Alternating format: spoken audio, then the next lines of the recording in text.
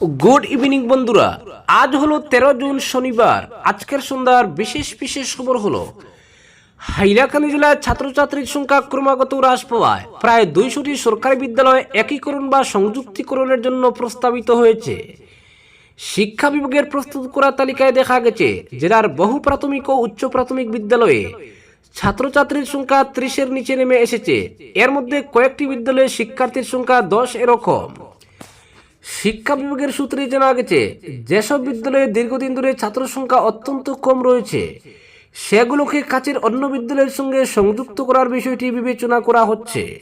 প্রশাসনের মতে এতে শিক্ষক ও অবকাঠামোর সুষ্ঠু ব্যবহার নিশ্চিত করা সম্ভব হবে। তবে এই পরিস্থিতির পেছনে অন্যতম কারণ হিসেবে বেসরকারি বিদ্যালয়ের ক্রমবর্ধমান বিস্তারকে দায়ী করেছেন শিক্ষা সচেতন মহলের একাংশ।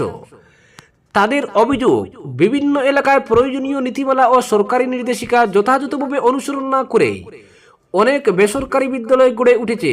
বর্তমানে জেলার বিভিন্ন প্রান্তে ব্যাঙ্গের ছাতার মতো অসংখ্য বেসরকারি শিক্ষা প্রতিষ্ঠান গড়ে ওঠায় সরকারি বিদ্যালয়গুলোতে নতুন ভর্তি উল্লেখযোগ্যভাবে কমে গেছে। শিক্ষা বিশ্লেষকদের মতে অনেক অভিভাবক ইংরেজি মাধ্যম শিক্ষা শৃঙ্খলা, নিয়মিত পাঠদান এবং তুলনামূলক ভালো শিক্ষার পরিবেশের আশায় সন্তানদের বেসরকারি বিদ্যালয়ে ভর্তি করাচ্ছেন। ফলে সরকারি বিদ্যালয়গুলো ক্রমশ ছাত্র সংকটে ভুগছে। অনেক ক্ষেত্রে দেখা যাচ্ছে একটি সরকারি বিদ্যালয়ে 2 থেকে 4 জন শিক্ষক কর্মরত থাকলেও ছাত্র সংখ্যা হাতে গোনা কয়েকজন মাত্র। এতে সরকারি অর্থ ব্যয়ের কার্যকারিতা নিয়েও প্রশ্ন উঠছে। শিক্ষাবিদদের মতে বিদ্যালয়ের ভবন, বিনামূল্যে পাঠ্যপুস্তক, মিড ডে মিল, ইউনিফর্ম ও অন্যান্য সরকারি সুবিধা থাকা সত্ত্বেও যদি ছাত্রভর্তি না বাড়ে তাহলে সরকারি শিক্ষা ব্যবস্থার প্রতি মানুষের আস্থা ও শিক্ষার মান নিয়ে নতুন করে ভাবতে হবে। এদিকে সম্ভাব্য একীকরণের তালিকায় থাকা বিদ্যালয়গুলোর শিক্ষক, অভিভাবক ও শিক্ষার্থীদের মধ্যে উদ্বেগ দেখা দিয়েছে। অনেকের আশঙ্কা বিদ্যালয় বন্ধ হয়ে গেলে ছোট ছোট গ্রামের শিক্ষার্থীদের দূরের বিদ্যালয়ে যেতে হবে, যা তাদের শিক্ষা জীবনে নেতিবাচক প্রভাব ফেলতে পারে। বিদ্যালয় একীকরণ প্রশাসনিকভাবে কিছু সুবিধা আনতে পারে, কিন্তু এটি সমস্যার স্থায়ী সমাধান নয়। সরকারি বিদ্যালয়ের প্রতি মানুষের আস্থা পুনরুদ্ধার, শিক্ষার মানোন্নয়ন, শিক্ষক অভিভাবক সমন্বয় বৃদ্ধি এবং বেসরকারি বিদ্যালয়গুলোর ক্ষেত্রে নীতিমালা কঠোরভাবে প্রয়োগ করাই হতে পারে দীর্ঘমেয়াদী সমাধানের পথ। হাইলাকান্দির এই পরিস্থিতি শুধু একটি জেলার সমস্যা নয়, এটি সরকারি শিক্ষা ব্যবস্থার সামনে দাঁড়িয়ে থাকা এক গভীর সংকটের প্রতিফলন। এখন প্রশ্ন উঠছে, শুধু বিদ্যালয় একীকরণ করলেই কি সমস্যার সমাধান হবে, নাকি সরকারি বিদ্যালয়গুলোতে ছাত্র সংখ্যা কমে যাওয়ার মূল কারণ খুঁজে কার্যকর পদক্ষেপ গ্রহণ করা হবে? অপরদিকে উদারবন্দের একাধিক স্কুলে আচমকা পরিদর্শন রাজদ্বীপের খতিয়ে দেখলেন পুরো ব্যবস্থা।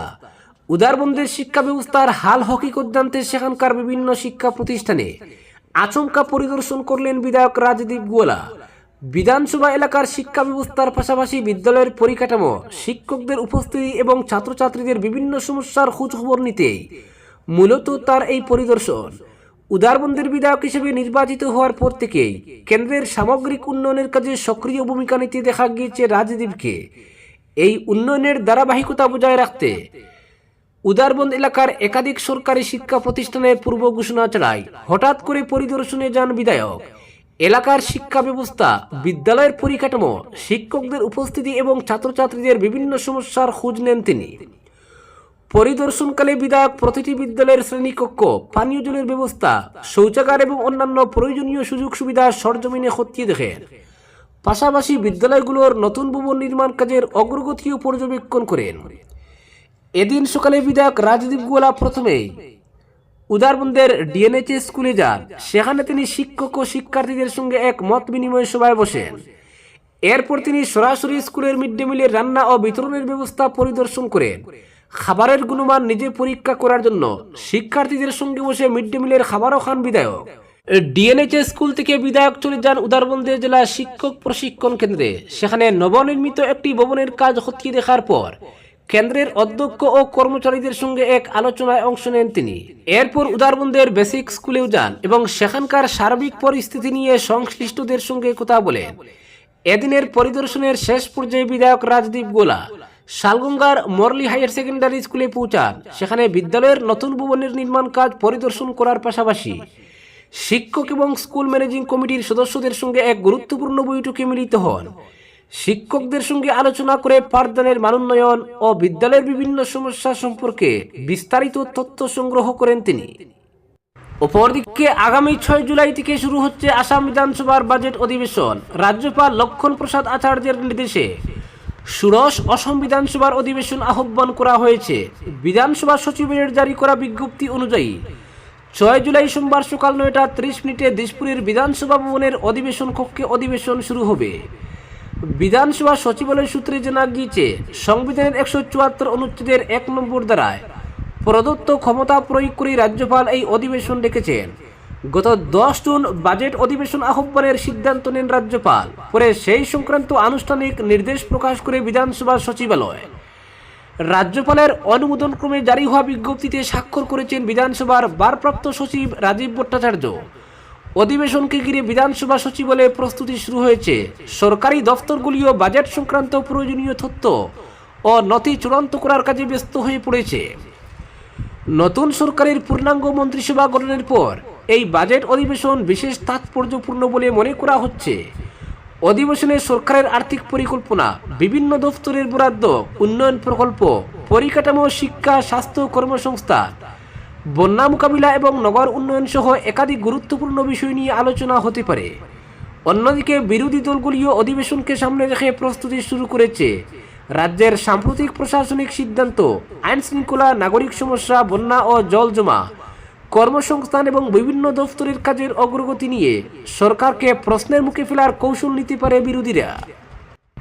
অপরদিকে আগামী 15 জুলাইয়ের মধ্যেই চালু হয়ে যাবে রেল স্বীকৃত সংস্থা আইআরসিটিসির নতুন ওয়েবসাইট।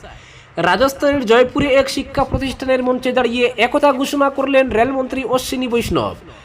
দীর্ঘদিন ধরে যাত্রীদের বড় অংশের অভিযোগ ছিল টিকিট বুকিংয়ের সময় ওয়েবসাইট নিষ্ক্রিয় হয়ে যায়, ধীরগতিতে কাজ করে, কখনো কখনো সার্ভারের সমস্যাও দেখা দেয়। নতুন ওয়েবসাইটে সেসবের সমাধান করা হবে বলে বার্তা দিয়েছেন রেলমন্ত্রী। জয়পুরের এনআইটিতে পূর্বদের সঙ্গে আলাপচারিতার মধ্যে এক ছাত্রী আইআরসিটিসির ওয়েবসাইটে টিকিট বুকিংয়ের নানা সমস্যার কথা জানান। তিনি রেলমন্ত্রীকে বলেন, টিকিট বুকিংয়ের সময় ক্যাপচার সমস্যা হয়, লক্ষ লক্ষ মানুষ এটা ব্যবহার করেন, এটা যদি ঠিক করা হয় ভালো হয় খুব। তা শোনা মাত্রই পূর্বদের মধ্যে দাঁড়িয়ে কোনো এক ব্যক্তিকে ফোন করেন রেলমন্ত্রী। সম্ভবত তিনি কোনো সরকারি আধিকারিক। তার কাছে রেলমন্ত্রী জানতে চান 30 দিনে নতুন ওয়েবসাইট তৈরি করা সম্ভব কিনা। উল্টো দিক থেকে তিনি সম্ভবত সদর্থক উত্তরই পেয়েছেন। এরপরই ফোন রেখে রেলমন্ত্রী ঘোষণা করেন, আগামী 15 জুলাইয়ের মধ্যে আইআরসিটিসির নতুন ওয়েবসাইট চালু হয়ে যাবে। রেল মন্ত্রকের বক্তব্য, নতুন ওয়েবসাইটটি আরও কর্মক্ষম হবে, দ্রুত টিকিট বুক করা সম্ভব হবে, তাতে সেটি যাতে আধুনিক এবং ব্যবহারকারী বান্ধব হয় সেই চেষ্টাই করা হচ্ছে। তৎকাল বুকিংয়ের তথ্য আরও সহজে পাওয়া যাবে। এই মাসের শুরুতে আইআরসিটিসি ঘোষণা করেছে, রেল স্টেশন এবং ট্রেনে পরিবেশিত খাবারের স্বাস্থ্যবিধি ও গুণমান বজায় রাখার জন্য তারা তাদের নজরদারি ব্যবস্থা আরও জোরদার করেছে। এক্ষেত্রে এআইকে কাজে লাগানো হচ্ছে বলেও জানিয়েছে আইআরসিটিসি। অপরদিকে বর্ষায় গুয়াহাটির জল জমা রুখতে শিলশাখাকে ঘিরে বড় আশা সরকারের। প্রকল্পের অগ্রগতি খতিয়ে দেখলেন মন্ত্রী কৌশিক। বর্ষায় গুয়াহাটির জল জমা সমস্যা কমাতে শিলশাখা বিলকে কেন্দ্র করে রাজ্য সরকারের বড় পরিকল্পনা। সেই প্রকল্পের অগ্রগতি দেখতে শিলশাখা বিল এলাকা পরিদর্শন করেন গৃহ নির্মাণ ও নগর বিষয়ক মন্ত্রী কৌশিক রায়। পরিদর্শনের পর মন্ত্রী দাবি করেন, শিলশাখা পুনরুদ্ধার এবং বন্যা প্রতিরোধের কাজ দ্রুত এগোচ্ছে। আগামী মরশুমের আগেই প্রকল্পের বড় অংশ শেষ করার লক্ষ্য নেওয়া হয়েছে। এদিন গুয়াহাটি পৌর নিগম এবং গুয়াহাটি মহানগর উন্নয়ন কর্তৃপক্ষের আধিকারিকদের সঙ্গে নিয়ে শিলশাখার বিভিন্ন অংশ ঘুরে দেখেন মন্ত্রী। বিলের জল ধারণ ক্ষমতা বাড়ানো, জল বেরোনোর পথ পরিষ্কার রাখা এবং শহরের নিকাশি ব্যবস্থার সঙ্গে প্রকল্পের সংযোগ, এইসব বিষয়ে খতিয়ে দেখা হয়। আধিকারিকদের কাছ থেকে কাজের বর্তমান অবস্থা সম্পর্কেও বিস্তারিত রিপোর্ট নেন তিনি। শহরের কৃত্রিম বন্যা নিয়ে বহু বছর ধরেই নাগরিকদের ভোগান্তি রয়েছে। অল্প বৃষ্টিতেই জুরিপার, 6 মাইল, বরবাড়ি, বাহিনী নদী সংলগ্ন এলাকা সহ মহানগরের একাধিক অংশে জল জমে যায়। সেই কারণে শিলশাখা বিলের প্রাকৃতিক জল ধারণ ক্ষমতা ফিরিয়ে আনা এবং জল নিকাশি ব্যবস্থাকে আরও কার্যকর করা এখন সরকারের অন্যতম অগ্রাধিকার বলে জানিয়েছেন মন্ত্রী কৌশিক রায়। পরিদর্শনের সময় মন্ত্রী বলেন, শিলশাখার কাজ শুধু কাগজে কলমে নয়, মাঠে নেমে নিয়মিত দেখা হচ্ছে। বৃহস্পতিবার গুয়াহাটি পৌর নিগম ও গুয়াহাটি মহানগর উন্নয়ন কর্তৃপক্ষের সঙ্গে বৈঠক হয়েছে। তারপরেই শুক্রবার সরেজমিনে পরিস্থিতি খতিয়ে দেখা হয়। তার বক্তব্য, গুয়াহাটির জল জমা কমানোর ক্ষেত্রে শিলচাকো অত্যন্ত গুরুত্বপূর্ণ। আমরা চাই কাজ সময় মতো শেষ হোক। আগামী মরশুমের আগে প্রকল্প প্রস্তুত করার লক্ষ্যে এগোনো হচ্ছে। তবে মন্ত্রী স্পষ্ট করেন, গুয়াহাটিকে কৃত্রিম বন্যামুক্ত করা একদিনের কাজ নয়। এর জন্য দীর্ঘমেয়াদী পরিকল্পনা এবং ধারাবাহিক নজরদারি দরকার।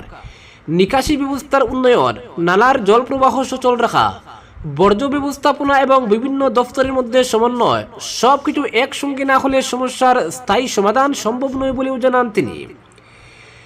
শিলচাকো পরিদর্শনের পাশাপাশি এদিন বাহিনী নদী, জল নিকাশি কেন্দ্র এবং জল জমা প্রবণ কয়েকটি এলাকাও ঘুরে দেখেন মন্ত্রী কৌশিক।